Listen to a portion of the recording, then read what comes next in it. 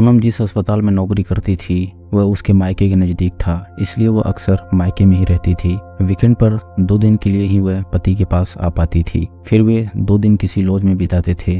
पहले से तय कार्यक्रम के अनुसार दोनों वीकेंड की छुट्टियां मनाने गए थे। ऐसा वे पहले भी करते थे, किंतु पहली बार मुंबई से काफी दूर टूरिस्ट स्पॉट पर जाने का प्रोग्राम बनाया था। दोनों ने साई सदन लॉज में एक कमरा बुक किया था। मुंबई के एक आईटी कंपनी में काम करने वाला 30 वर्षीय सॉफ्टवेयर इंजीनियर राम सिलोचन पाल की अरेंज मैरिज मलाड की रहने वाली 27 वर्षीय पूनम पाल से हुई थी। राम सिलोचन एक नर्स पत्नी को पाकर बेहद खुश था। वह जितनी खूबसूरत थी उतनी ही समझदार और सलीकेदार भी। इसी तरह से पूनम भी खुद से बड़े ओहदे वाले इंजीनियर पति से काफी प्रभावित थी। दोनों मुंबई के अलग अलग इलाके में जॉब करते थे। वैसे राम सिलोचन बेलापुर की एक आईटी कंपनी में सॉफ्टवेयर इंजीनियर था। वो अपने माता पिता के साथ पास के ही न्यू पनवेल इलाके में रहता था। दोनों के घरों के बीच की दूरी 54 किलोमीटर से अधिक थी। इस कारण शादी के बाद भी वे दाम्पत्य जीवन एक साथ शुरू नहीं कर पाए थे। उनका मिलना वीकेंड में ही हो पाता था। कभी राम सिलोचन अपनी पत्नी के पास मलाड चला जाता तो कभी पूनम अपने पति के पास न्यू पनवेल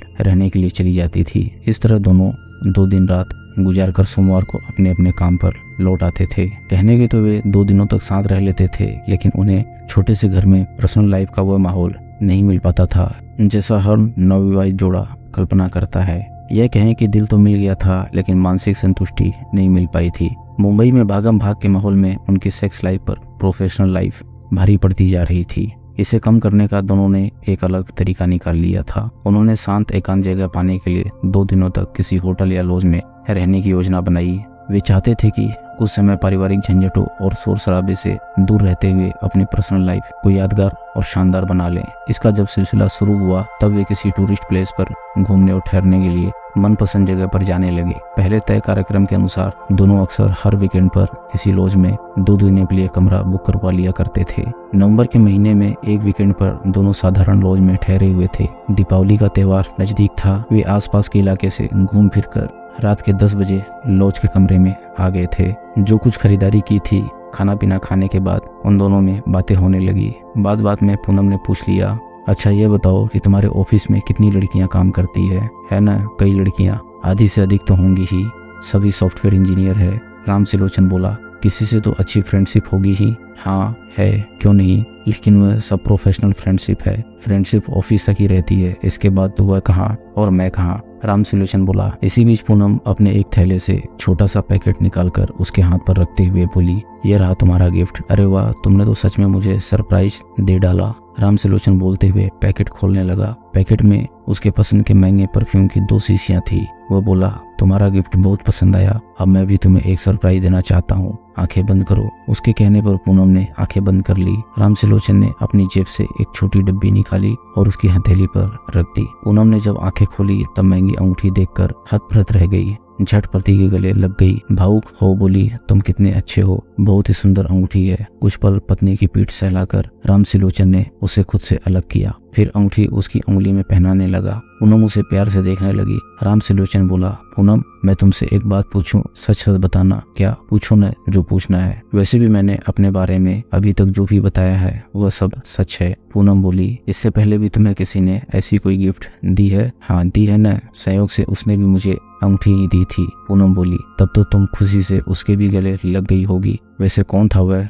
गले लगने की बात करते हो, मैं तो उसका गिफ्ट पाकर इतनी खुश हुई थी कि खुशी से उसे चूम लिया था। पूनम ने बताया। कौन था वह खुशनसीब? राम सिलोचन ने सहज भाव से पूछा। अरे था कोई, अब वह मेरी जिंदगी से जा चुका है। हमने कभी साथ साथ मेडिकल की तैयारी की थी। दोनों ने डॉक्टर बनने का सपना देखा था। वो तो डॉक्टर बन गया, लेकिन मेरा एडमिशन मेडिकल कॉलेज में नहीं हो पाया और मैं पीछे रह गई। फिर मैंने नर्सिंग की पढ़ाई कर ली। छोड़ो भी, अब जाने दो उन बातों को। पूनम रुक रुक कर बोलती चली गई। उसकी अंगूठी का क्या किया? अभी भी याद आती है न उसकी। राम सिलोचन ने धीरे धीरे पूनम को अपने विश्वास में ले चुका था। वह उसकी बीती जिंदगी के बारे में जानने के लिए व्याकुल था। आज उसे छिड़कर उसकी जिंदगी में झांकने का अच्छा मौका मिल गया था। बातों बातों में पूनम ने अपने पूर्व प्रेमी के बारे में पूरी बात बता दी।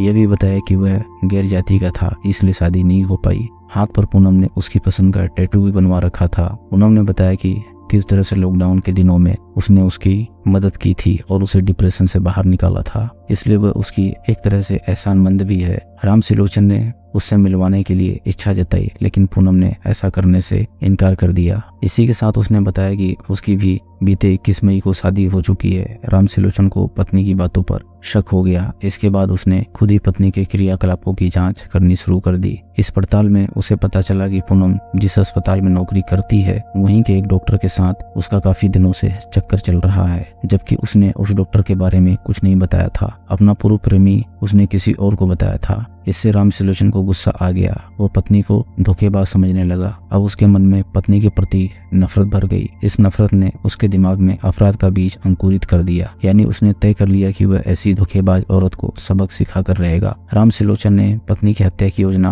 पहले ही बना ली थी। योजना के अनुसार उसने लॉज में गलत नाम पता लिखवाया था। इसका पूनम को भी पता नहीं चलने दिया था। इसके लिए रामसिलोचन ने क्राइम फिल्में और सोच देखकर हत्या की साजिश रची थी। इतना ही नहीं, उसने यह भी कोशिश की थी कि वह सारे सबूत मिटा दे, चाहे वे घटना स्थल पर वाले सबूत हो या फिर मोबाइल फोन से जुड़ी लोकेशन की। इसके लिए उसने अपने घर से निकलते समय अपना फोन बंद कर दिया था ताकि उसकी आखिरी लोकेशन घर की ही रहे। उसके बाद जब तक उसने घटना को अंजाम दिया तब तक फोन बंद रखा। लॉज में उसने पत्नी की चाय में नींद की गोली मिला दी थी। जैसे ही पूनम को नींद आई तो रामसिलोचन ने साथ लाए चाकू से उसकी गर्दन काटकर धड़ से अलग कर दी और उसके सारे कपड़े भी उतार दिए ताकि उसकी शिनाख्त न हो सके। उसके हाथ पर जो टैटू बना था वो भी उसने चाकू से खुरचने की कोशिश की। इसके अलावा पत्नी के कटे हुए सिर को रेलवे ट्रैक के किनारे खाई में फेंकने के बाद उस फोन को भी किसी दूसरे सुनसान जगह पर फेंक दिया। बहरहाल इंजीनियर पति ने पत्नी की हत्या के बाद बचने की चाहे जितनी भी कोशिश की हो, लेकिन टेक्नोलॉजी और पुलिस की तेजी से की गई तपिश से